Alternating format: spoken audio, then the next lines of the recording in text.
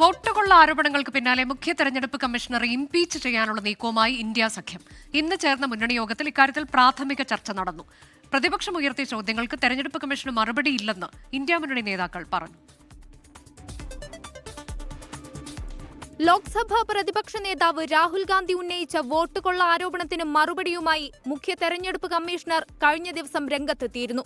എന്നാൽ ആരോപണങ്ങൾ കടുപ്പിച്ച് തെരഞ്ഞെടുപ്പ് കമ്മീഷനെതിരെയുള്ള നീക്കം ശക്തമാക്കുകയാണ് പ്രതിപക്ഷ സഖ്യം. From the beginning, the government had an ulterior motive to make election commission the B team of the government. പ്രതിപക്ഷത്തിന്റെ ചോദ്യങ്ങൾക്ക് തെരഞ്ഞെടുപ്പ് കമ്മീഷന് മറുപടിയില്ല.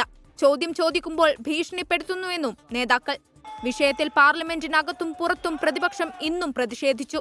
തെരഞ്ഞെടുപ്പ് കമ്മീഷനോട് 7 ചോദ്യങ്ങളുമായി തമിഴ്നാട് മുഖ്യമന്ത്രി MK സ്റ്റാലിനും രംഗത്തെത്തി. 24 ഡൽഹി.